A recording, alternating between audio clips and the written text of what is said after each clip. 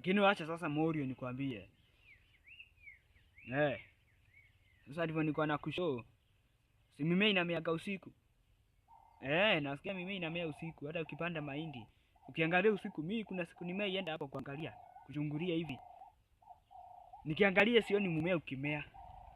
Lakini nikiondoka nirudi nakuta imemea. Nakuta imepanda juu kidogo.